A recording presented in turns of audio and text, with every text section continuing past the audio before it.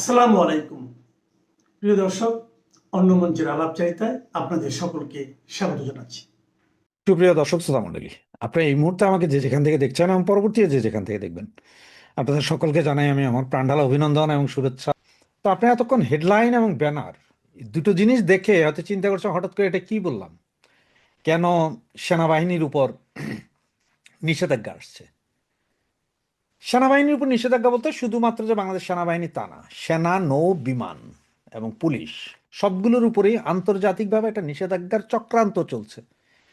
তো সেটা কেন চলছে, কিভাবে চলছে, কি হইতে পারে, ডটগুলো মিলিয়ে দিচ্ছি। বাকিটা আপনারা আপনাদের চিন্তা চেতনা অভিজ্ঞতা দিয়ে মিলিয়ে দেখবেন যে আমার কথাগুলো সত্য হচ্ছে কি না, বা সত্য হওয়ার সম্ভাবনা কতটুকু। আপনারা সকলেই জানেন যে বাংলাদেশ পুলিশ অলরেডি একটা লেটার দিয়েছে বিভিন্ন জায়গায় যে জঙ্গি হামলা ঘটতে পারে। গতকাল বা গত পরশু আবার সমস্ত বিমানবন্দর রেড অ্যালার্ট জারি করেছে, দেশে 8টি বিমানবন্দরে যে জঙ্গি হামলা হইতে পারে। হ্যাঁ, আজকে আজকে আবার আপনার তারেক জিয়ার যে তথ্য উপদেষ্টা বা কসা জাহিদ নামে যাকে পরিচিত, ডক্টর জাহিদ, তিনি বলেছেন যে দেশে জঙ্গি আছে, মানে জঙ্গি নিষ্ক্রিয়। একজন বলছেন জঙ্গি আছে, একজন বলছেন জঙ্গি নিষ্ক্রিয়। তো জঙ্গিরা কি নিষ্ক্রিয় থাকে নাকি সক্রিয় থাকে, সেটা বুঝতে আমার মনে হয় কোনো রকেট সায়েন্সের দরকার হয় না। আর জঙ্গি নাই এইটা যেমন বলতে পারবে না, জঙ্গি তৎপরতাও নাই সেটাও আপনি বলতে পারবেন না। আমাদের দেশে জঙ্গি আছে, যেমন হরকতুল জিয়াদ আছে, জেএমবি আছে, লস্কর ই তৈয়বা আছে, জয়শি মোহাম্মদ আছে, হিজবুত তাহরির আছে, এছাড়াও আরো অনেক ধরনের জঙ্গি সংগঠন আছে। ছোট ছোট ছোট অনেক জঙ্গি সংগঠন আছে। এইসব জঙ্গি সংগঠনের বিভিন্ন নেতাও আছে। তো এখন বিএনপি যেটা বলতে চায় সেটা হচ্ছে যে ভাই, এই জঙ্গি নাটক আওয়ামী লীগ করেছে। তো আমার প্রশ্ন হচ্ছে, জঙ্গি নাটক যদি আওয়ামী লীগ করে, তো 2001 থেকে 2003 সাল পর্যন্ত বিএনপি এবং খালেদা জিয়াও বলেছিল জঙ্গি নাই, দেশে কোনো জঙ্গি নাই। কিন্তু এরপরেই 2004, 5, 6 ওনারা এই যে সাবেক এক জঙ্গি নেতা আব্দুর রহমান, আপনাদের সকলের মনে আছে, বাংলা ভাই, ওনাদের কথা মনে আছে, এদের কারা ধরেছিলেন? শায়েক আব্দুর রহমানকে কার আমলে ধরা হয়েছিল? বাংলা ভাই কার আমলে? সারা বাংলাদেশে একসাথে 500 জায়গায় বোমা বিস্ফোরণ কার আমলে হয়েছিল? কাদের আমলে কোর্টে বোমা বিস্ফোরণে বিচারপতি নিহত হয়েছিল যদি জঙ্গি নাই থাকতেন? তো প্রশ্নটা ওনাকে দেরকে, এই যে বিএনপি আলাদেরকে, যে আপনারা যে বলেন সব ফেসিস্ট সরকার, ফেসিস্ট সরকারের জঙ্গি নাটক, তাহলে আপনাদের সরকারই তো মনে হয় প্রথম ফেসিস্ট। প্রথম ফেসিস্ট আপনাদেরই সরকার। তা না হইলে কেন আব্দুর রহমান বা বাংলা ভাইকে ধরা হয়েছিল তখন? প্রশ্নটার জবাব একটু দিয়ে যাবেন। এছাড়া আপনার জানেন কিছুদিন আগে মামুনুল হক, মানে কিছুদিন আগে কোথায়, এই 2 বছরের ভিতরে মামুনুল হক, তিনি 8জন প্রতিনিধি নিয়ে আফগানিস্তানের তালেবানদের সাথে বৈঠক করে এসেছেন। এরপরে তালেবানদের এক ডিপ্লোম্যাট, নুরুল হক নূর নামে এক ডিপ্লোম্যাট, তিনি বাংলাদেশে এসে 10 দিন থেকে গিয়েছেন, কিন্তু কেউ নাকি জানে না। পেপার পত্রিকায় লেখা হওয়ার পরেও ইউনুসীয় গভর্নমেন্ট মুখে কুলু পেটে বসেছিলেন। এটা আপনারা সকলেই জানেন। এই যে হাফিজ সাইদের ডান হাত, লস্কর ই তৈয়বার সেকেন্ড ইন কমান্ড, তিনি বাংলাদেশে এসে সমস্ত বর্ডার এরিয়ায় ঘুরে গিয়েছিলেন, কক্সবাজার থেকে টেকনাফ পর্যন্ত, টেকনাফ থেকে তেঁতুলিয়া, রূপসা থেকে পাটুরিয়া, সমস্ত বর্ডার এলাকায় ঘুরে গিয়েছিলেন। এগুলো আপনারা জানেন। এবং এটাও জানেন যে ভারতে যখন গাড়ি বোমা বিস্ফোরণ হয়, তখন টঙ্গীর এক মাদ্রাসা থেকে রাতারাতি 200 ছাত্র, হুজুর, বৈরাগী সহ সব উধাও হয়ে গেছে, আজ পর্যন্ত কোনো খবর নাই। আর জঙ্গি নাই বলেন, এই জসিমউদ্দিন রহমানি, তিনিই তো কিছুদিন আগে, মানে তারেক ভাই আপনার গভর্নমেন্ট আসার আগে আপনার টিভি ইন্টারভিউতে বলেছিলেন যে ব্লগার বা অমুক তমুক এদেরকে হত্যা করার পেছনে ওনাদের হাত আছে এবং এটা জায়েজ আছে, এগুলো উনি বলছিলেন না? এই জসিমউদ্দিন রহমানি, জসিমুল হক বা জিয়াউল হক, এদেরকে ধরেন, এদেরকে ধরলেই কিন্তু জঙ্গি বেরিয়ে যাবে। এখন আসি কেন বলছিলাম যে নিষেধাজ্ঞা আসছে। দেন টিটিপি, যেটা কথা বলা হচ্ছে, টিটিপি টিটিপি টিটিপি, টিটিপির সাথে বাংলাদেশ, টিটিপি কারা? টিটিপি হচ্ছে যে পাকিস্তানের জঙ্গি সংগঠন, যেটা পাকিস্তান সরকারের বিরুদ্ধে সংঘর্ষ করছে। হ্যাঁ, টিটিপিতে লোক বাংলাদেশ থেকে নিয়ে যাওয়া হচ্ছে, ওখানে যুদ্ধ করতে যা মারা গেছে, এইসব নিউজ আপনারা বেশ কিছুদিন ধরে দেখছেন, আগেও দেখেছেন। বাঙালি মারা গেছে টিটিপির হয়ে যুদ্ধ করতে গিয়ে। এখন টিটিপির হয়ে নাকি আরো চলছে। তো এর মধ্যে আমাদের কাছে যতটুকু আছে, বিমান বাহিনী, নৌবাহিনী, সেনাবাহিনী, পুলিশ, ডিজিএফআই, এনএসআই, এই 5 বাহিনী থেকে অলরেডি 475 জনের লিস্ট আছে, এবং তার মধ্যে প্রায় 300 জনকে নজরবন্দি করা হয়েছে, 13 জনকে গ্রেপ্তার, 23 জন হাওয়া হাওয়া হাওয়া হয়ে গেছে, মানে ওরা কোথায় আছে জানে না। এবং এরা সব এরোনট ইঞ্জিনিয়ার, মানে বিমান বাহিনীর প্রশিক্ষিত, বিমান পরিচালনা করতে পারে, বিমান চালাইতে পারে, এই ধরনের লোকজন নাকি বেরিয়েছে যারা পলাতক। আপনাদের নির্ঘাত একটু মনে আছে, কিছুদিন আগেই একটা প্রশিক্ষণ বিমান পড়েছিল ঢাকার একটা স্কুলে, অনেকগুলো ছাত্রছাত্রী। সেটাকে আপনারা কিভাবে বলবেন যে জঙ্গি নয়, জঙ্গি কর্মকাণ্ড নয়? কেন আজকে দেশে 8টা বিমানবন্দরে রেড অ্যালার্ট জারি করা হয়েছে? কেন রেলওয়ে স্টেশন, মুক্তমুখ সব জায়গায় রেড অ্যালার্ট জারি করা হয়? কেন বলা হয় যে রূপপুর পারমাণবিক বিদ্যুৎ কেন্দ্রও হয়তো আক্রমণ হইতে পারে? এগুলো সব একটু মিলান, সব চিন্তা করেন। এটা আমার কথা না, এটা পুলিশের কথা। পুলিশ যেই গোয়েন্দা প্রতিবেদন দিয়েছে সেটা আপনারা সকলেই জানেন। তা কেন বলছি যে এই নিষেধাজ্ঞা আসবে, তার কারণ কি দেখেন। টিটিপি কথা আগেই বলেছি আপনার, টিটিপি হচ্ছে যে আপনার পাকিস্তানের জঙ্গি সংগঠন, যারা পাকিস্তান সরকারের বিরুদ্ধে লাগছে। আর আমাদের দেশে যে টিটিপির জঙ্গি আছে এবং টিটিপি রিক্রুটমেন্ট হচ্ছে, এই দিয়েছে কারা? পাকিস্তানের গোয়েন্দা সংস্থা। এটা একদম সরাসরিভাবে আমেরিকার একটা চাল হইতে পারে। তার কারণটা কি বলি, এই জিনিস দেখাইতে পারলেই তাদের সেই ব্যর্থ রাষ্ট্র পরিণত করা। তার মানে জাতিসংঘের শান্তিরক্ষী মিশনে বাংলাদেশের যেসব সেনা গোয়েন্দা কর্মকর্তারা যায়, পুলিশ যায়, তাদের উপর একটা নিষেধাজ্ঞা আসবে যে তোমার দেশে এত জঙ্গি, তোমার দেশে জঙ্গি ধরা হয়, তোমার দেশের সেনাবাহিনী, নৌবাহিনী, বিমান বাহিনী, পুলিশের ভিতরে জঙ্গি ধরা হয়, তুমি কিভাবে আরেক দেশে যে জঙ্গি নিধন করবা? সুতরাং তোমার যাইতে হবে না বাবা, তুমি তোমার দেশ সামলাও, তুমি একটা ব্যর্থ রাষ্ট্র, তুমি রাষ্ট্রই ব্যর্থ, তোমার দেশের লোক নিয়ে কই থেকে যাবো? আপনি দেখছেন শান্তিরক্ষী বাহিনীতে আফগানিস্তান, সিরিয়া, ইরাক, ইরান, এখান থেকে কোনো সেনা নিতে নেয় না। তার কারণ হচ্ছে ওরা ব্যর্থ রাষ্ট্র। সুতরাং আমাদের বাংলাদেশটাকে টোটাল ব্যর্থ রাষ্ট্র করার জন্য এই সামরিক বাহিনীর ভেতরে একটা অংশ আছে যারা জঙ্গি তৎপরতা চালায়, এবং এমন একটা পরিস্থিতি সৃষ্টি করছে যাতে একটা নিষেধাজ্ঞা চলে আসে, এবং যে কোনো মুহূর্তে নিষেধাজ্ঞাটা আসতে পারে। আর সেই নিষেধাজ্ঞা আসলে এটা ব্যর্থ রাষ্ট্রে পরিণত হবে। এরপরে আমেরিকান ডিপ স্টেট সহ পাইকারা যা যা করার তাই করতে পারবে। আপনার আফগানিস্তানে সেই লোকের মৃতদেহ হয়তো দেখেছেন, কিভাবে খালে পাওয়া গেল, ওনারা কারা? আজকে এক ভারতীয় মহিলাকে হত্যা করা হইলো, রাস্তায় পিটিয়ে মারা হইলো বাংলাদেশে, ঢাকায়। এরা কারা?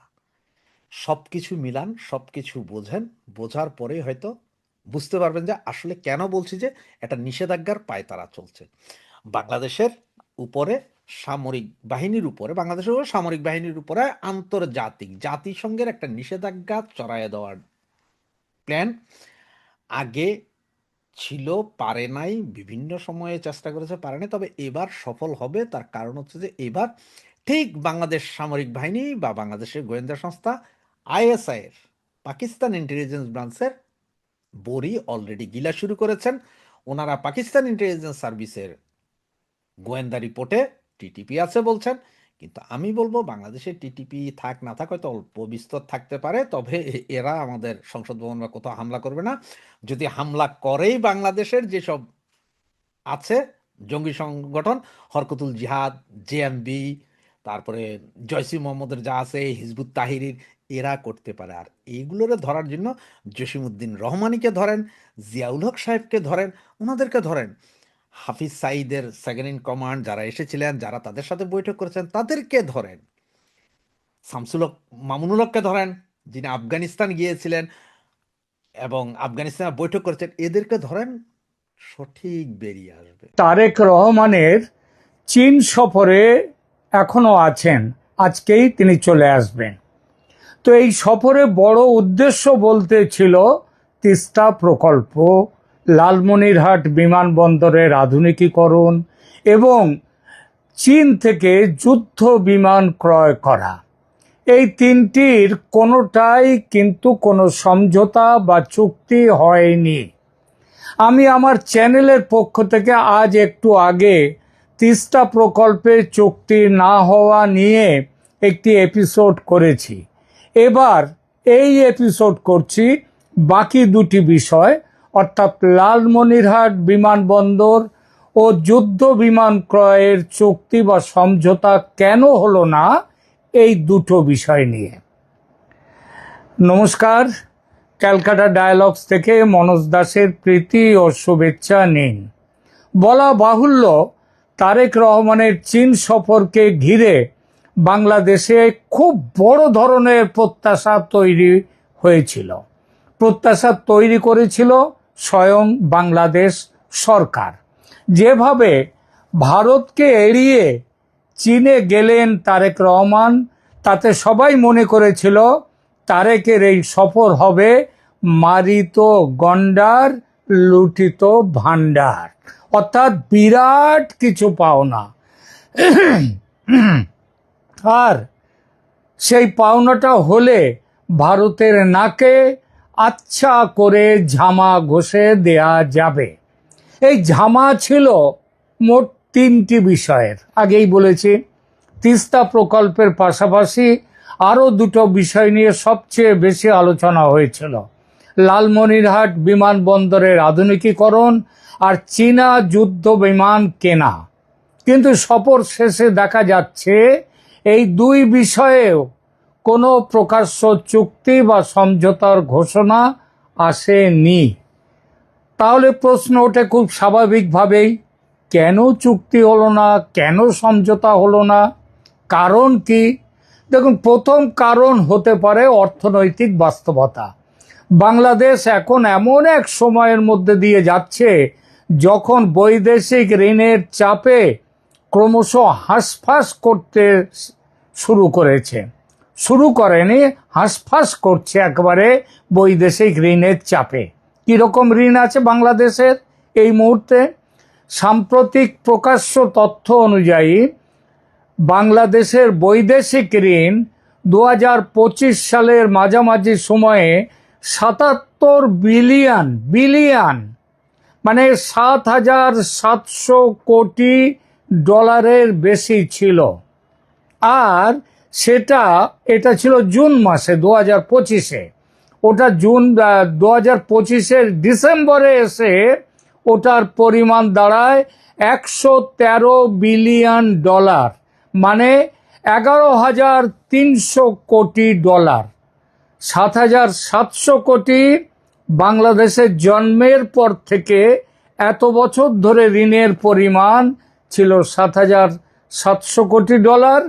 আর সেইটা বেড়ে, মানে অর্থনীতিবিদ মোহাম্মদ ইউনূসের আমলে সেটা বেড়েছে আরও 36% মাত্র 6 মাসে।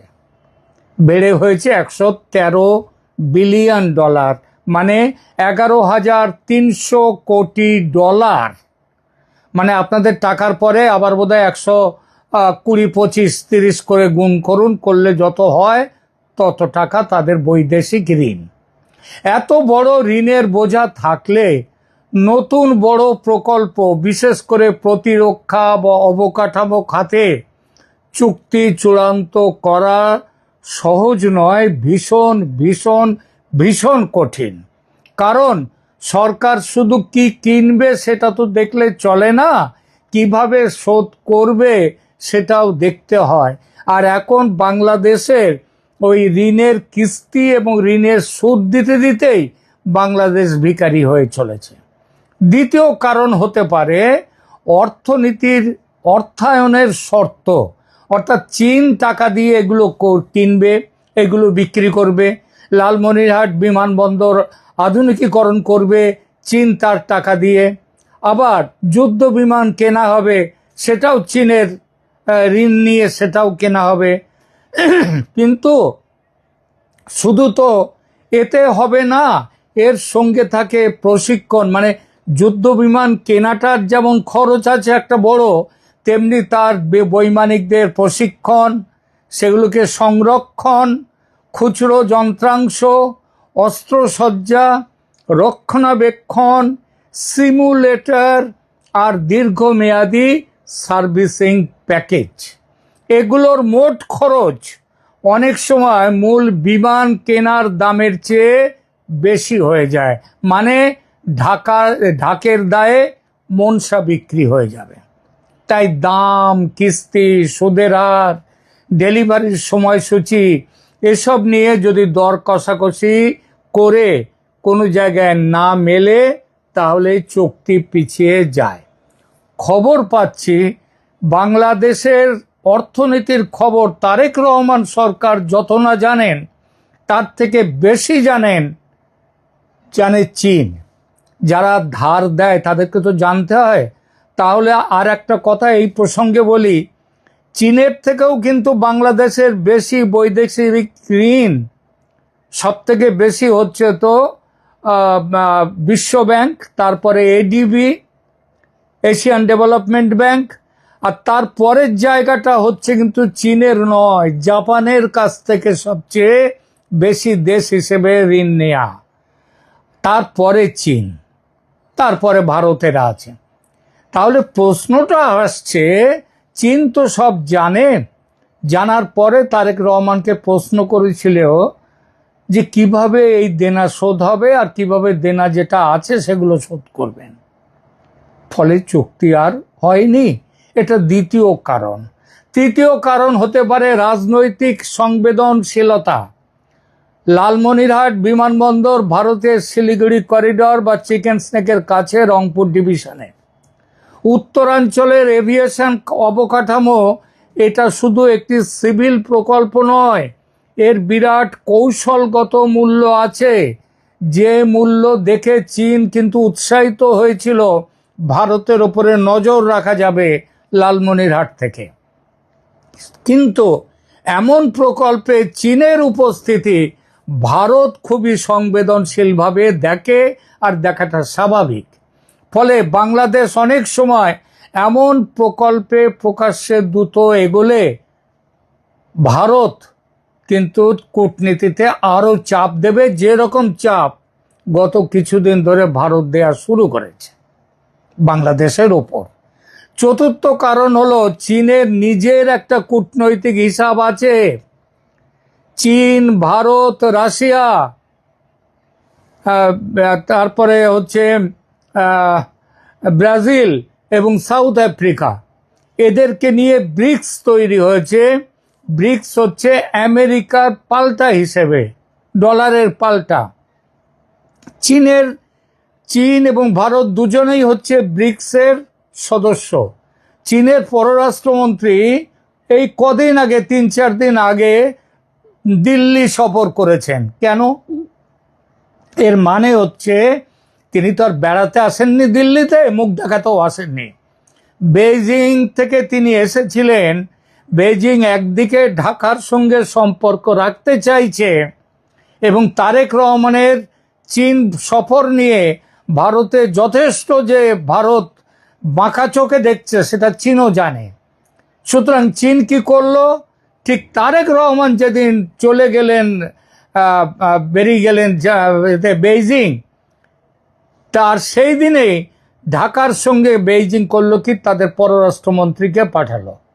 বেইজিং একদিকে তার মানে ঢাকার সঙ্গে সম্পর্ক রাখতে চাইছে, অন্যদিকে নয়াদিল্লির সঙ্গেও যে টানাপোড়েন সেটাকেও নিয়ন্ত্রণে রাখতে চাইছে। এই অবস্থায় বাংলাদেশে খুব স্পষ্ট সামরিক বা কৌশলগত কোনো চুক্তি, বিশেষ করে বিমান ঘাঁটি ধরনের প্রকল্প চীনের পক্ষ থেকেও খুব সাবধানে দেখা হয়েছে। চীন তার জন্যে এক্সট্রা কোনো উৎসাহ দেখায়নি, যেটা প্রথম দিকে দেখাচ্ছিল। আর যুদ্ধ বিমান কেনার প্রশ্নে আরও একটা বিষয় আছে, সেটা হচ্ছে রিজিওনাল মেসেজিং, অর্থাৎ আঞ্চলিক যে বার্তা কি দিচ্ছে। সম্প্রতি যে চীনা J-10CE বিমানটা, যুদ্ধ বিমানটার নাম কি চীনের? J-10CE, যে যুদ্ধ বিমান নিয়ে আলোচনা হয়েছে সেটা পাকিস্তানও ব্যবহার করে।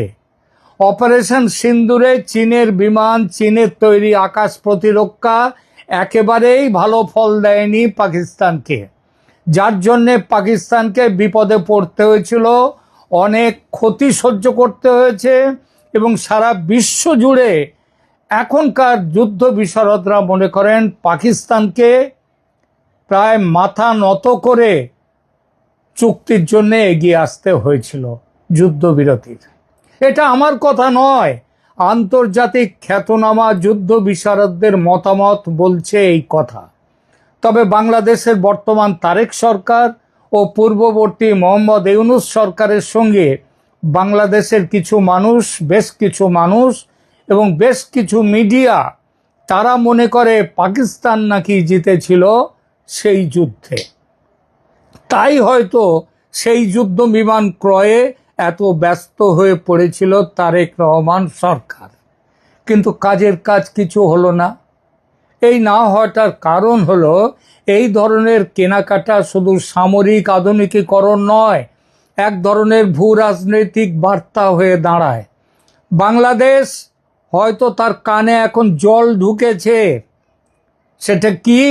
যে এখনই এ বিষয়ে দ্রুত এগোনো মানে ভারতের সাথে আরও সম্পর্ক খারাপ হওয়া, অপ্রয়োজনীয় আঞ্চলিক উত্তেজনা তৈরি করা। এটা যে যদি বুঝে থাকতো আগে, তাহলে ভারতকে এড়িয়ে মালয়েশিয়া হয়ে চীন যেতেন না আমাদের তারেক রহমান। তিনি বোঝেননি, চীন তার কানে এটা ঢুকিয়ে দিয়েছে, বুঝিয়ে দিয়েছে। আর চীন যদি নাও বুঝিয়ে দিয়ে থাকে, আলোচনায় চীন বলেছে এই সব সম্ভাবনার কথা।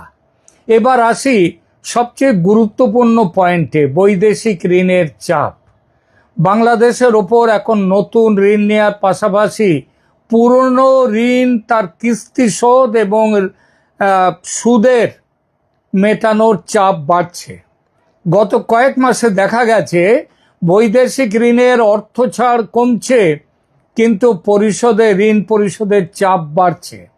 এমন পরিস্থিতিতে সরকার যদি বড় অঙ্কের প্রতিরক্ষা বা বিমানবন্দর প্রকল্পে হাত দেয়, তাহলে বাজেটে বাড়তি চাপ আরও পড়বে, আরও বাড়বে চাপ। আর সেই চাপ রাজনৈতিকভাবে খুব ঝুঁকির। তারেক রহমান সামলাতে পারবেন না সেই চাপ। আর চাপ তো ভারতও বাড়িয়ে যেত। তাই বাস্তবতা হলো, চুক্তি না হওয়ার পেছনে একক কোনো কারণ নয়, বরং অর্থনীতি, কূটনীতি, নিরাপত্তা, রাজনীতি এবং ঋণের চাপ সব মিলিয়ে একটি জটিল সমীকরণ কাজ করেছে। লালমনিরহাট বিমানবন্দর আর যুদ্ধ বিমান দুটোই বাংলাদেশের কাগজে কলমে বড় স্বপ্ন ছিল, কিন্তু মাটির বাস্তবতায় সেগুলো এখনো চূড়ান্ত পর্যায়ে পৌঁছতে পারল না। শেষ পর্যন্ত প্রশ্নটা দাঁড়ায়, বাংলাদেশ কি কৌশলগতভাবে এগোচ্ছে নাকি আপাতত অপেক্ষা করছে? আপাতত উত্তর সম্ভবত একটাই। ঢাকা এখন এই যে ঘাঁটি খেলো চীন সফরে গিয়ে, তাকে বাংলাদেশকে এখন ধীরে সুস্থে, হিসাবি হয়ে এবং ঝুঁকি থাকবে না এমন কূটনীতি বেছে নিতে হবে। আর এরপর কি ভারতের সঙ্গে সম্পর্ক ভালো করার কথা ভাববে? ভবিষ্যৎ দেবে সে উত্তর। তবে একটা কথা এখনই বলে দিই, ভারত কিন্তু এই খবর পাওয়ার সঙ্গে সঙ্গে গতকাল আবার কিন্তু ফুলের গোছা এগিয়ে দিয়েছে বাংলাদেশের দিকে। ভিসা নিয়ে যে কড়াকড়ি ছিল বা গতকাল ভারত সেই ভিসা, অর্থাৎ বাংলাদেশিদের ভারতে যাওয়া নিয়ে যে ভিসা ছিল, সেটা অনেকটা উন্মুক্ত করে দিয়েছে। এ বিষয়ে পরে আরেকটি ভিডিও করব।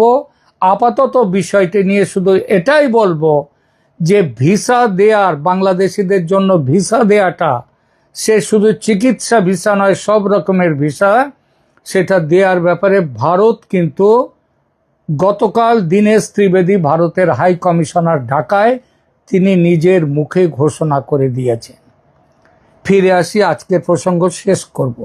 লালমনিরহাট আর যুদ্ধ বিমান দুটোই ছিল বড় প্রতীকী বিষয়, কিন্তু এই মুহূর্তে বাংলাদেশের কাছে সবচেয়ে বড় বাস্তবতা হলো এই ধরনের চুক্তি নয়, তাদের অর্থনৈতিক সক্ষমতার হিসাব, সেই সঙ্গে ভারতের মানসিকতার দিকে নজর রেখে চলতে বাধ্য হওয়া। বাংলাদেশকে খেয়াল রাখতে হবে ভারত কা গুসা কিউ আতা হ্যায়। ডেল এইচ খান নামে এক চরমপন্থী আবার ২৬ লক্ষ ভারতীয়ের গল্পটা এনেছে। আমি যখন প্রথম এই চরমপন্থীকে দেখি, এর চেহারা ইত্যাদি দেখে আমার মনে হয়েছিল একটা খ্রিস্টান। পরবর্তীতে জানা গেল যে এ তো মুসলমানই শুধু না, এ আবার আহ, সামরিক কর্মকর্তা, কোনো এক সামরিক কর্মকর্তা, সাবেক মেজর। তার নাম হলো দেলোয়ার খান। দেলোয়ার নামে তো আরেক বিখ্যাত আত্মঘাতী চরমপন্থী, সে বোধহয় বিদেশে থাকে। সেটা যেমন টকটকে ফর্সা, এইটা আবার বেশ কালো। এই চরমপন্থী ডেল এইচ খান বলছে যে কয়েক বছর আগেও ২৬ লক্ষ ভারতীয় বাংলাদেশে কাজ করত এবং তারা ছিল ভারতের সবচেয়ে বড় রেমিটেন্স আর্নার। ৪০ থেকে ৪৫ বিলিয়ন ডলার তারা ভারতে হুন্ডির মাধ্যমে পাঠাতো। বাংলাদেশে কাজ করে ভারতে ৪০ থেকে ৪৫ বিলিয়ন ডলার প্রতি বছর পাঠাতো। চিন্তা করেন, এই ২৬ লক্ষ ভারতীয়ের গল্প প্রথম নিয়ে এসেছিল আসিফ নজরুল। আসিফ নজরুলকে নিয়ে সারা বাংলাদেশ এটা নিয়ে হাসাহাসি করলো। আসিফ নজরুলকে বলা হলো যে আপনি তো এখন মন্ত্রী, একটা দুটো ভারতীয় বের করে এদেরকে বের করে দেন, তারপরে প্রমাণ করেন যে আপনার ২৬ লক্ষের কাহিনী সঠিক ছিল। আসিফ নজরুল কিন্তু তখন নত হয়েছে। তখন সে বলল যে আসলে সরকারে না থাকলে তো কত কিছুই বলা যায়। অর্থাৎ আসিফ নজরুল যে এটা নিয়ে প্রপাগান্ডা করেছিল, মিথ্যা ছড়িয়েছিল, সেটা আসিফ নজরুল স্বীকার করেছে। দেখেন, এই যে দুঃখিত, আসিফ নজরুলের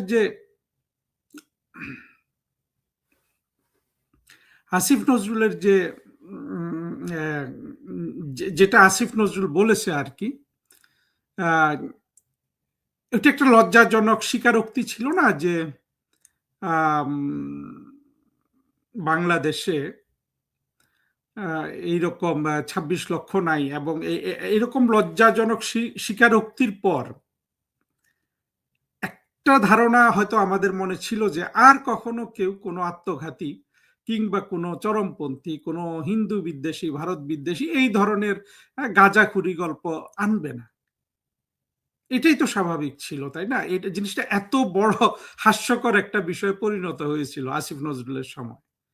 কিন্তু এই ডেলহিস খান নামে যে জঙ্গিটা, এটা আপনার সিরিয়াসলি সত্য কথা বলছে, এইভাবে এমনভাবে কথাটা প্রকাশ করেছে, মনে হয় যে আসিফ নজরুলের ওই ২৬ লক্ষের কাহিনী নিয়ে বাংলাদেশে ইতিমধ্যে তোলপাড় হয়নি। এটাই হলো আত্মঘাতী এবং চরমপন্থীদের আপনার কৌশল বাংলাদেশে, যেভাবে তারা এই গল্পগুলোকে আপনার তুলে নিয়ে আসে।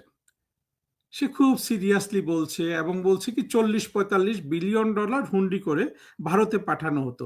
৪০-৪৫ বিলিয়ন ডলার বুঝতে পারেন বাংলাদেশের প্রায় জিডিপির 10%।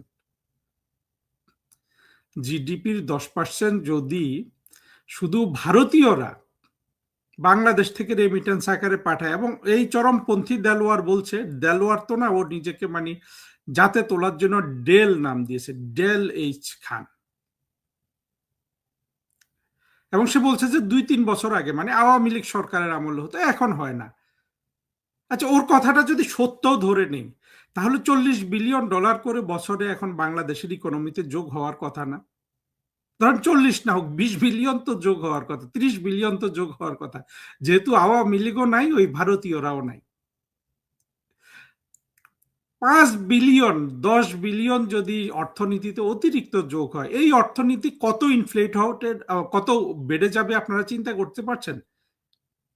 কত লক্ষ, এই যে ২৬ লক্ষের পরিবর্তে তো আপনি আরো বাংলাদেশের ৫০ লক্ষ লোককে চাকরি দিতে পারবেন, কারণ ধারণা করা হচ্ছে যে ওই ২৬ লক্ষ বেশি বেতন পেত।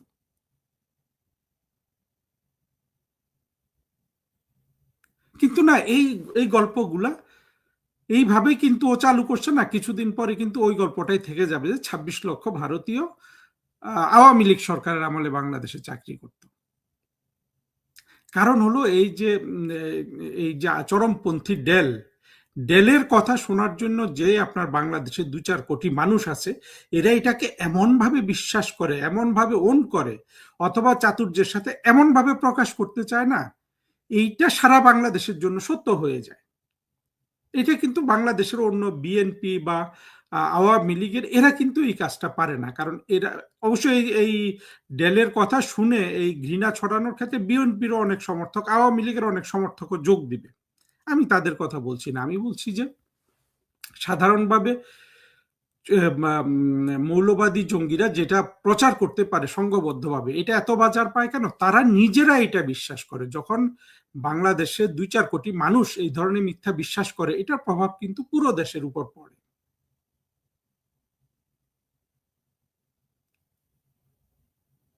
কিন্তু আমরা কেউ এদের কথাগুলোকে খণ্ডন করি না। এরা যেভাবে আপনার হিন্দু ঘৃণা, ভারত ঘৃণা, সাম্প্রদায়িক ঘৃণা ছড়াচ্ছে, এটাকে কেউ চ্যালেঞ্জ করে না।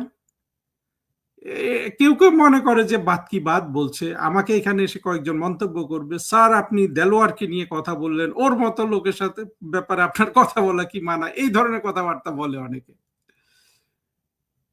কিন্তু দেখেন, সে কিন্তু জনমতটা নিয়ন্ত্রণ করতেছে। যেখানে আসিফ নজরুল একেবারে হাস্যকর ভাবে আসিফ নজরুল উড়ে গেছে এই তত্ত্বের উপর, সে কিন্তু আবার সিরিয়াসলি এই আরেকটা চরমপন্থী এই তত্ত্বটাকে নিয়ে আসলো।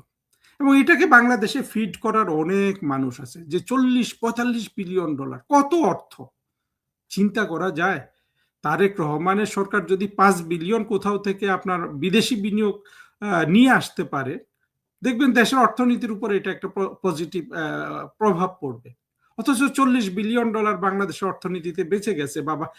মানে এই জঙ্গি ডেলের কথা যদি সঠিক হয়, এই এই এই এই 40-45 বিলিয়ন ডলার তো এখন বাংলাদেশিরা আর্ন করতেছে।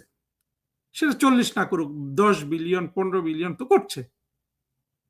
তাহলে গত 2 বছরে কি পরিমাণ অর্থনীতিতে এইটার প্রভাব পড়ার কথা। পক্ষান্তরে দেখা গেছে যে অর্থনীতি সংকুচিত হয়েছে, জিডিপির প্রবৃদ্ধি 7% থেকে 3% এসেছে, লক্ষ লক্ষ লোক বেকার হয়েছে, হাজার হাজার কলকারখানা কিন্তু উঠে গেছে, এবং সেটার ধারাবাহিকতা রক্ষা হচ্ছে।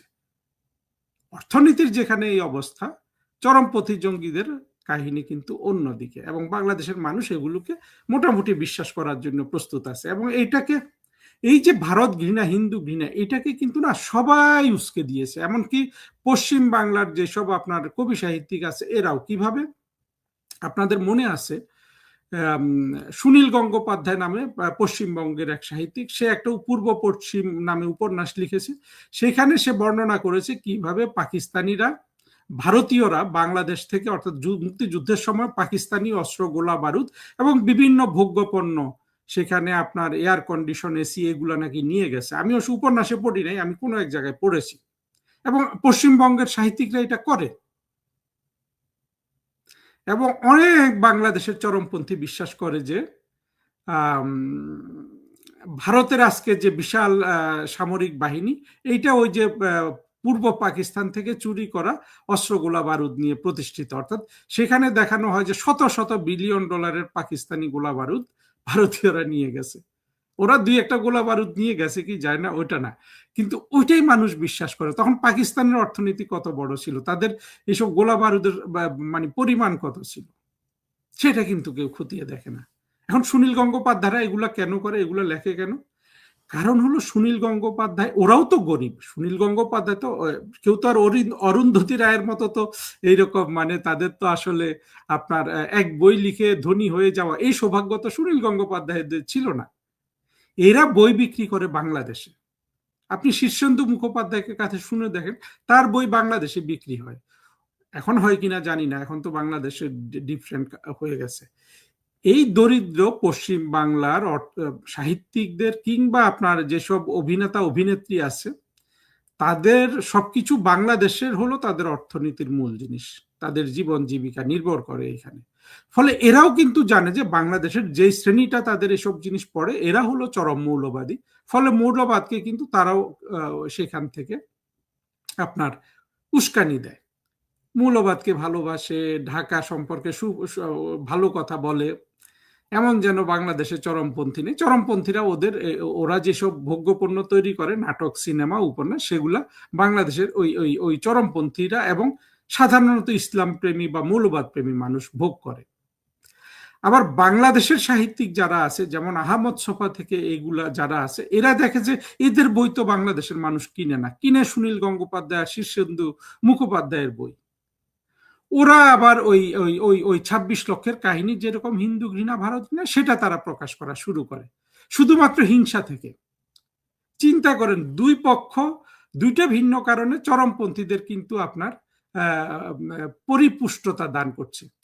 আহমদ ছফারা কেন দান করছে? কারণ আহমদ ছফারা দেখে যে বাংলাদেশে শীর্ষেন্দু মুখোপাধ্যায়, সুনীল গঙ্গোপাধ্যায়ের বই বিক্রি হয়, আহমদ ছফার বই বিক্রি হয় না। ফলে ওর কাছে একটা জেনুইন হিন্দু ঘৃণা, ভারত ঘৃণা ওর মনে তৈরি হয়।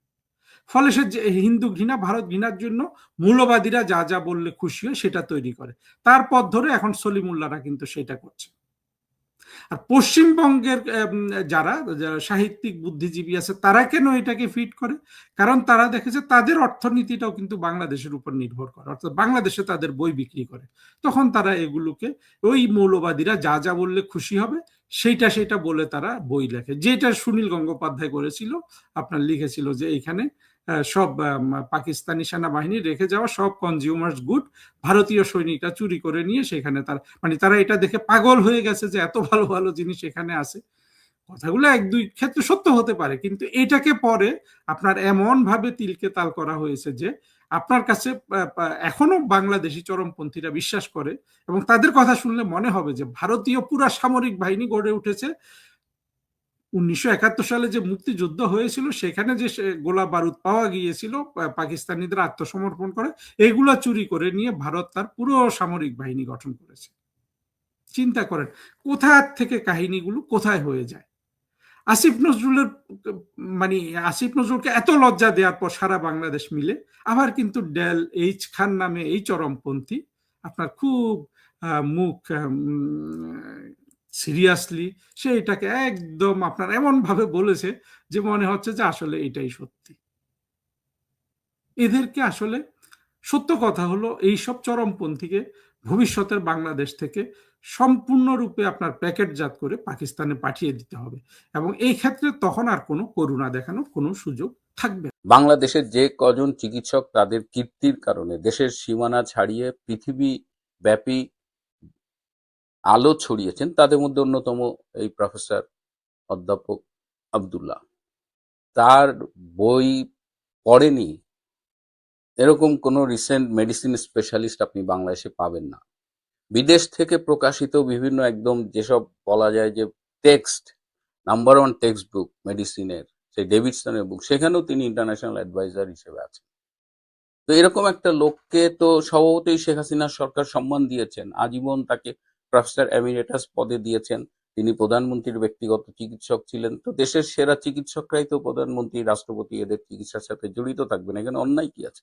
আমাদের এই যে বেগম খালেদা জিয়া, তিনি যখন কারাবন্দী ছিলেন এবং তার লিভারের অসুখ ছিল, তখন তার এই লিভারের অসুখের ব্যাপারে মতামত নিতে বিএনপি পন্থী ডাক্তাররা আওয়ামী লীগপন্থী ডাক্তার, অন্যতম আন্তর্জাতিক খ্যাতিসম্পন্ন লিভার বিশেষজ্ঞ ডাক্তার স্বপ্নিলের কাছে এসেছিলেন।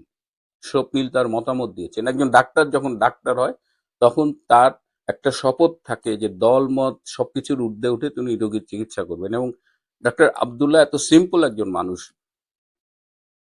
সিনিয়র সাংবাদিক নঈম নিজাম তার ফেসবুকে একটা স্ট্যাটাস দিয়ে বলেছেন যে একবার এই বিএনপির পত্রিকা দৈনিক দিনকালের সম্পাদক ডক্টর রেজওয়ান সিদ্দিকী অসুস্থ ছিলেন এবং তিনি ডক্টর আব্দুল্লাহকে দেখাতে চাচ্ছিলেন, কিন্তু ডক্টর আব্দুল্লাহ লম্বা সিরিয়াল, তিনি কিভাবে দেখাবেন? তো তিনি নঈম নিজাম ভাইয়ের সাথে যোগাযোগ করছেন এবং নঈম নিজাম ভাই আব্দুল্লাহ স্যারকে ফোন করে বলেছেন, আব্দুল্লাহ স্যার বলেছেন যে ওনাকে আসতে বলেন, এসে শুধু ওনার ভিজিটিং কার্ডটা দিবেন। তো ডক্টর রেজওয়ান সিদ্দিকী তার ভিজিটিং কার্ড দিতে দ্বিধা বোধ করছিলেন যে কি মনে করবেন, কিন্তু আব্দুল্লাহ স্যার তাকে দেখে দিয়েছেন। তো এইরকম একটা মাটির মানুষ, যখন ডাক্তাররা ১,০০০ টাকা ভিজিট নিতেন তখন তিনি ৩০০ টাকা ভিজিট নিতেন। তো তাকে এই অসম্মানটা কেন করতে হলো? এমনকি বঙ্গবন্ধু মেডিকেল বিশ্ববিদ্যালয়, যেটার নাম পরিবর্তন করে বর্তমানে বাংলাদেশ মেডিকেল বিশ্ববিদ্যালয় বলা হচ্ছে, তার ভিসি প্রভিসি তারাও তার বই পড়ে ডাক্তার হয়েছে। এবং বঙ্গবন্ধু মেডিকেল বিশ্ববিদ্যালয়ের অনেক উপরের প্রফেসর, ভিসি, প্রভিসি এই লেভেলের লোকজনও এই সিদ্ধান্তে বিব্রত। কারা এই সিদ্ধান্তটা নিল? এই যে গত 20শে জুন এই ইউনিভার্সিটি সিন্ডিকেটের বাজেট অধিবেশন ছিল, সেখানে কিন্তু এজেন্ডা এটা ছিল না। এজেন্ডার বাইরে একজন পেডিয়াট্রিক সার্জন সিনিয়র, তিনি সেখানে দাঁড়িয়ে এই প্রস্তাব তুলেছেন, এই পাশ করিয়েছেন এবং টাকা ফেরতের মতো অপমানজনক একটি সিদ্ধান্ত গ্রহণ করিয়েছেন। সামাজিক যোগাযোগ মাধ্যম, প্রচার মাধ্যম সবখানে ছি ছি রব পড়ে গেছে। আসুন একটু দেখি যে ডক্টর আব্দুল্লাহ স্যারের রিয়াকশনটা দেখি। ব্যক্তিগতভাবে আমি নিজেও ডক্টর আব্দুল্লাহর কাছে একবার গিয়েছিলাম ডাক্তারদের একটা প্রমোশনের জটিলতা নিরসনে, এবং আই হ্যাভ সিন হিম। আমি অবাক হয়েছি, কি সিম্পল মাটির মানুষ। যে প্রফেসর ডগলাস আমাকে অস্ট্রেলিয়ায় এনেছিলেন, তিনি এখনো বেঁচে আছেন, তিনি তার বয়স 90। তো আজকে ওয়েবসাইটে গিয়ে দেখলাম যে অস্ট্রেলিয়ান ন্যাশনাল ইউনিভার্সিটির ওই সেন্টারে তিনি এখনো প্রফেসর এমিরেটাস। তাহলে ডক্টর আব্দুল্লাহ কি অপরাধ করলো? কেন আমরা ডক্টর আব্দুল্লাহর মতো এই মেধাবী মানুষগুলোকে অপমান করি? এবং যে পেডিয়াট্রিক সার্জন এই কাজটা করলেন, তিনি আসলে এটার মধ্য দিয়ে বিএনপির উপকার করলেন, নাকি মানুষজন বলছে বিএনপি এসব ছ্যাচরামি কেন করে? প্রিয় বন্ধুরা, আজ এ পর্যন্তই। আমরা জোর দাবি জানাই ডক্টর মিশুর মুক্তি হোক এবং ডক্টর আব্দুল্লাহকে এভাবে যেন অসম্মানিত না করা হয়। আসসালামু আলাইকুম রহমতুল্লাহি অবরকাতুহ। সম্মানিত দর্শক, আজকের এই শিরোনামটি মূলত সমসাময়িক বিষয়গুলো নিয়ে নয়, বা আজকের দিনে যা কিছু ঘটছে তা নিয়ে নয়। হাজার বছর ইতিহাসে রাষ্ট্র ক্ষমতা পাওয়ার জন্য এবং রাষ্ট্র ক্ষমতায় থাকার জন্য মানুষ কত জঘন্য কাজ করতে পারে তার কিছু উদাহরণ এই ভিডিওতে তুলে ধরব। এবং এটার মূল কারণটা হলো যে এখন যারা সরকারে আছেন তারা যেন এই কথাগুলো শোনেন, আর যারা সরকারের বাইরে আছেন তারা যেন এই বিষয়গুলো সচেতন থাকেন। যখন একটা জাতির কোনো একটা সম্প্রদায় ছোট্ট একটা ভুল করে, সেই ভুল করার কারণে শত শত বছর ধরে মানুষকে পরাধীনতার শৃঙ্খলে আবদ্ধ থাকতে হয়। প্রথমে একটা ঘটনা বলি। আজ আপনারা ফিলিস্তিন, হামাস, তারপরে প্যালেস্টাইন, ইসরায়েল, এই বিষয়গুলো নিয়ে খুব আবেগ দেখাচ্ছেন না? মুসলমানদের অধিকার নিয়ে অনেক কথাবার্তা বলছি, কিন্তু আপনাকে জানেন যে আল্লাহ রাব্বুল আলামিন ওই জমিনে আমাদেরকে 800 বছর ধরে রাজত্ব দিয়েছিল। এই রাজত্ব মদিনা থেকে শুরু হলো, মদিনা থেকে সেই রাজত্ব কুফাতে গেল, কুফা থেকে সেই রাজত্ব দামেস্ক গেল, দামেস্ক থেকে সেই রাজত্ব বাগদাদে গেল, বাগদাদ থেকে আবার সেই রাজত্ব চলে আসলো কায়রোতে ফাতেমি সাম্রাজ্যের মাধ্যমে। তারপরে সেই রাজত্ব চলে গেল একটা অংশ স্পেনে, আর একটা অংশ ভারতের মুঘলরা চলে আসলো, আর একটা অংশ মধ্য এশিয়াতে চলে আসলো খারুজম ডাইনেস্টি, আর একটা অংশ ইউরোপে অটোম্যান সাম্রাজ্য। এই অটোম্যান সাম্রাজ্য 800 বছর ধরে মধ্যপ্রাচ্য শাসন করেছে প্রথম মহাযুদ্ধের সময়। এই যে মক্কার যে এখন হেজাজ বলা হয়, হেজাজ, তো এই হেজাজের গভর্নর ছিলেন এই যে বাদশাহ এখন আছে জর্ডানের বাদশাহ আবদুল্লাহ, তার দাদার বাবার নাম ছিল Sharif Hussein. He was the governor of Hejaz. তো হেজাজ মানে দক্ষিণ আরব, জাজিরাতুল আরব। তো এই হেজাজের এই লোক ব্রিটিশ গোয়েন্দা কর্নেল, যাকে বলা হয় লরেন্স অফ অ্যারাবিয়া, সে এই শরীফ হুসাইনকে রিক্রুট করলো যে তুমি বেইমানি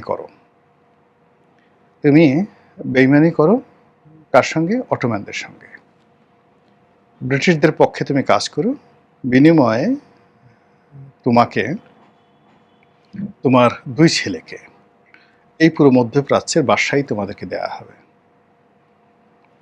ফিলিস্তিন তোমাদের থাকবে, সিরিয়া তোমাদের থাকবে, মিশর তোমাদের থাকবে, জর্ডান, এই পুরো এলাকাটা, জর্ডান, ইরাক পুরো এলাকাটা নিয়ে থাকবে। শরীফ ইসলাম বেইমানি করলো। এবং আপনি জানেন যে ওই সময়টাতে পৃথিবীর সবচেয়ে বড় রেল লাইন ছিল প্রথম মহাযুদ্ধে, trans Jordan rail line. Iraq থেকে এই রেল লাইনটা শুরু হয়ে একেবারে সেই মদিনা পর্যন্ত এই রেল লাইন ছিল। আর এই রেল লাইন সেই ইরাক হয়ে ফিলিস্তিন হয়ে মদিনা পর্যন্ত রেল লাইন ছিল। এখনো মদিনাতে গিয়ে দেখবেন সেই অটোম্যান যুগের সেই রেল স্টেশন আছে। তো বুঝেন যে অটোম্যানরা কি করেছিল মুসলমানদের জন্য। এই শরীফ হোসেন এবং তার যারা লোকজন এই ফিলিস্তিনের এই এলাকাটাতে, ইসরায়েলি এলাকাটাতে ট্রান্স জর্ডান রেলওয়েটা সম্পূর্ণ উড়িয়ে দেয় এবং 20,000 অটোম্যান সৈন্যকে তারা মেরে ফেলে। ফলে এই পুরো মধ্যপ্রাচ্য থেকে অটোম্যানরা চলে যায়। ব্রিটিশরা বেইমানি করে, শরীফ হুসাইন কিছুই পায় না এবং তাকে ফিলিস্তিনিরা রাগ হয়ে তাকে চাকু মেরে এই মসজিদের, এই আকসা তো আমাদের ছিল, মসজিদুল আকসা, এখানে ফিলিস্তিনিরা মেরে ফেলে। এই হলো আমাদের বেইমানের ইতিহাস, দেশ বিক্রির ইতিহাস। আচ্ছা, কারবালার কথা বলি। এই যে কারবালা এত ঘটনাটা ঘটলো, ইমাম হুসেনের সাথে এই ইরাকের লোকজন বেইমানি করলো, যেভাবে ইরাকের লোক সাদ্দাম হোসেনের সাথে বেইমানি করেছে, যেভাবে লিবিয়ার লোকজন ইতালির সাথে যুক্ত হয়ে সেই লিবিয়ার স্বাধীনতা মুসলিনের হাতে তুলে দিয়েছে, একইভাবে সেই যে সাদ্দাম হোসেনের সাথে যারা লোকজন তারা আমেরিকার দালাল হয়ে, এবার তো ইরানের ভাগ্য ভালো, ইরান বেঁচে গেছে, পুরো ইরাককে তারা তুলে দিয়ে আজকের এই যে পুরো সিরিয়া, ইরাক, লেভান্ট, পুরো এলাকাতে যে সব কিছু, এত আমাদের বেইমানির ফল। আমরা বিক্রি করে দিয়েছি, মুসলমানরা বিক্রি করে দিয়েছি, ওই অঞ্চলের লোকগুলো বিক্রি করে দিয়েছে। দ্বিতীয় বিশ্বযুদ্ধের সময় দেখেন দুটো দেশ, একটা হলো নরওয়ে আর একটা হলো ফ্রান্স, তারা বেইমান তৈরি করে ফেলেছে নরওয়েতে, ফ্রান্সে বেইমান তৈরি করে ফেলেছিল। ফলে ফ্রান্সের আর্মিদের একটা বিরাট অংশ হিটলারের সাথে যোগ দিয়ে সেই তারা সেখানে মানে নাৎসি বাহিনীর শাসন কায়েম করেছিল। সেম নরওয়েতে একই ঘটনা ঘটেছিল। আমাদের পাক ভারত উপমহাদেশে বহু ঘটনা রয়েছে। আপনি যদি মুঘল জমানা চিন্তা করেন, নাদের শাহ যখন আক্রমণ করলো, মোহাম্মদ শাহ তখন এখানে। আপনি যদি সুলতান মাহমুদ গজনীর সুলতান মাহমুদ প্রত্যেকবার ভারতের লোকজন তাকে ডেকে নিয়ে আসেন যুদ্ধ করেন। এই যে তারাইনের যুদ্ধে পৃথিবীরাজকে যে পরাজিত করলো, এটা এমনি এমনি হয় না। মোহাম্মদ ঘুরি, সুলতান মাহমুদের পরে মোহাম্মদ ঘুরি। বাংলাদেশের তো মীর জাফরের কথা আপনারা জানেন সবাই, মীর জাফর, ঘটসৃষ্টি বেগম, রায়দুল্লাহ, পিয়ার লতিফ, তারা সবাই এই দেশকে বিক্রি করেছে। ভারতের কাছে সিকিম বিক্রি করে দিয়েছে লেন্দুব দর্জি। এই যে দেশ বিক্রি করার ইতিহাস, তার সঙ্গে সঙ্গে অনেকে বউ বিক্রি করে দেয়, কন্যাকে বিক্রি করে দেয়, নিজের ছেলেকে বিক্রি করে দেয়, ক্ষমতায় টিকে থাকার জন্য, ক্ষমতা রক্ষা করার জন্য এবং ক্ষমতায় যাওয়ার জন্য। শেখ হাসিনার জামানাতে আমরা সবাই বলতাম শেখ হাসিনা ভারতের দালাল, এই দেশটাকে বিক্রি করে দেবে, এই দেশটাকে সিকিম বানিয়ে ফেলবে, এবং শেখ হাসিনা হলো মহিলা লেন্দুব দর্জি। কিন্তু আজকের দিনে আপনি যদি দেখেন যে ভারতের সঙ্গে তার যে ইন্টারকানেক্টিভিটি ছিল, যে ব্যবসা বাণিজ্য ছিল, এবং ওই সময় দেশের যে সমৃদ্ধি ছিল, মিলিটারি পাওয়ার ছিল, আন্তর্জাতিক অঙ্গনে আমাদের যে পাসপোর্টের গুরুত্ব ছিল, ভ্যালু ছিল, রাষ্ট্রনায়ক হিসেবে বাংলাদেশের প্রধানমন্ত্রীর যে পদটি গ্লোবালি যেভাবে রিকগনাইজ হতো, সেটার 10% এখন অবশিষ্ট নেই। আর এই যে শেখ হাসিনার পতনের পরে এখনো পর্যন্ত ভারতের সাথে কোন কোন চুক্তিগুলো গোলামির চুক্তি, দাসত্বের চুক্তি, এটা আমরা এখনো খুঁজে পাইনি। আর অন্যদিকে আমরা ডক্টর মোহাম্মদ ইউনূসের জামানাতে আমাদের যত স্বপ্ন, ভালোবাসা, দেশপ্রেম এই লোকটিকে কেন্দ্র করে একদম উগরে পড়েছিল। কিন্তু দেখা গেল তিনি এই নির্বাচনের অল্প মাত্র 3 দিন আগে আমেরিকার সঙ্গে যে চুক্তি করেছেন, সব মানুষ, বাংলাদেশের শুধু মানুষ না, প্রকৃতি অভিশাপ দিচ্ছে যে বাংলাদেশকে এইভাবে শৃঙ্খলতার মানে কৃতদাসী হিসেবে দেশমাতৃকাকে আমাদের হাজার বছরের ইতিহাসে কখনো এইভাবে দেশ বিক্রি হয়নি। এমনকি ব্রিটিশ জমানাতেও নয়। রবার্ট ক্লাইভের কাছে মীর জাফর দেশ বিক্রি করেছে, কিন্তু এভাবে নয়। মীর জাফর একটা সাধারণ ইস্ট ইন্ডিয়া কোম্পানি, ইংল্যান্ডে তখন একটা ইস্ট ইন্ডিয়ান কোম্পানি, 1 নম্বর কোম্পানিও না, সেই কোম্পানির বাংলাদেশে একটা প্রতিনিধি তার সঙ্গে হয়েছে। কিন্তু সে যদি ওই সময়টাতে ফ্রান্সের সম্রাট অথবা ধরুন ব্রিটেনের রানীর সঙ্গে দেশ বিক্রি করত, যেভাবে আলাস্কা বিক্রি করা হয়েছে, তো সেটা তো তিনি পারতেন।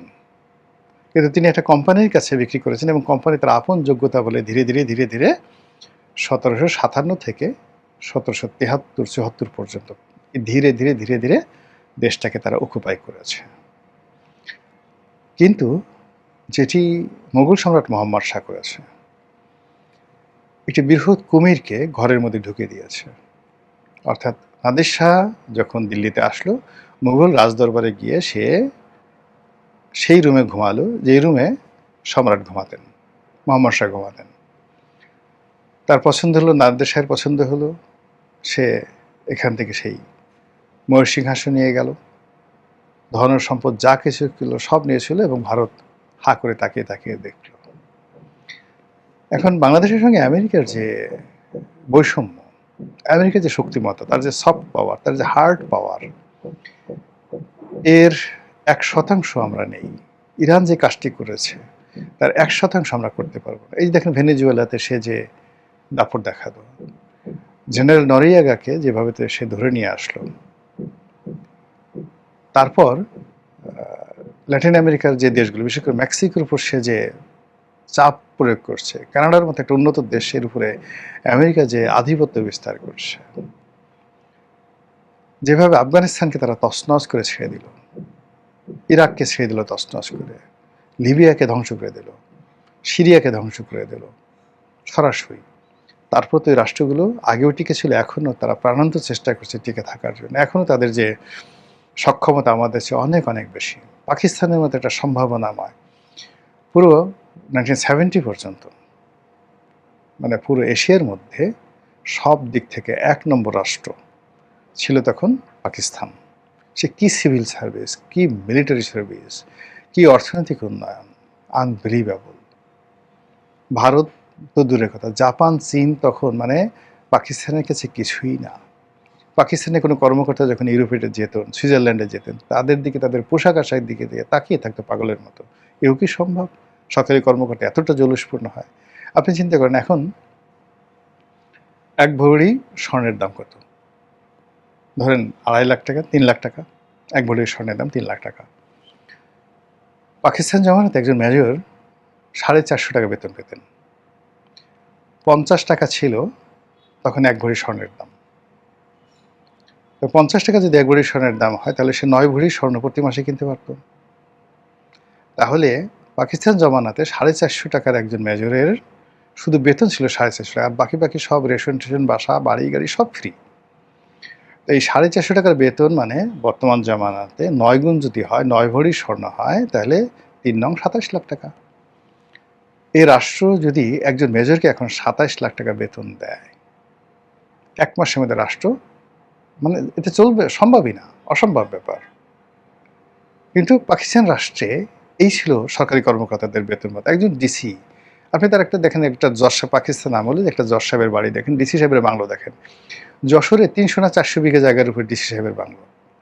300 বিঘার উপরে যে ডিসি সাহেবকে তারা থাকতে দিয়েছে, একজন ডিপ্টি সেক্রেটারি পদমর্যাদার লোকজন ব্রিটিশ জমানাতে, এবং সেটা পাকিস্তান অ্যাভেল করেছে। ভারত সেটা অ্যাভেল করতে পারেনি, পাকিস্তান অ্যাভেল করেছে। সেই পাকিস্তানকে আমেরিকা রীতিমতো দেউলিয়া বানিয়ে দিয়েছে, রীতিমতো দেউলিয়া বানিয়ে দিয়েছে।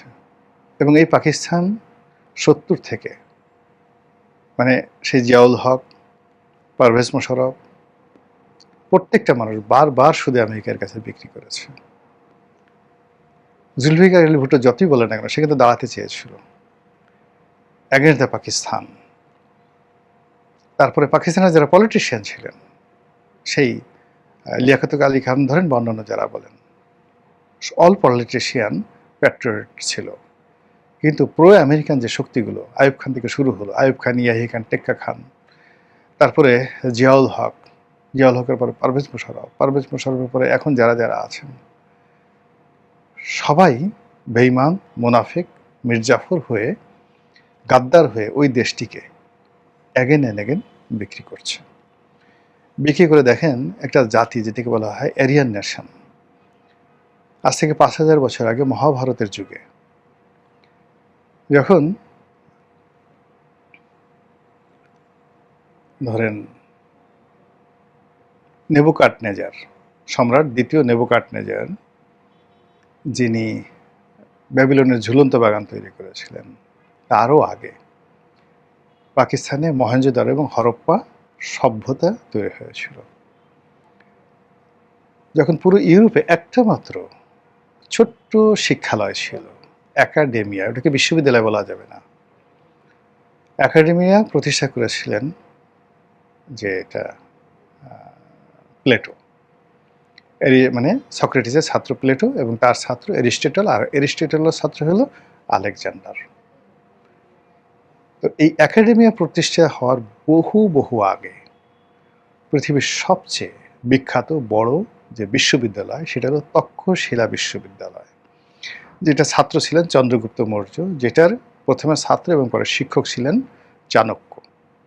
এই পাকিস্তানে, সেই পাকিস্তান এখন কোথায় চলে গেছে? জঙ্গি হয়ে গেছে, রীতিমতো জঙ্গি হয়ে গেছে। তো কাজেই এই যে দেশ বিক্রি করার যে প্রবণতা, এটা আসে উর্দি পরা সামরিক বাহিনীর হাত ধরে, এটা আসে উচ্চবিলাসী লোভী রাজনীতিবিদদের কারণে, এটা আসে দুর্বল চরিত্রহীন অথর্ব শাসকদের কারণে, যেটা আমি বললাম মোহাম্মদ হোসেন।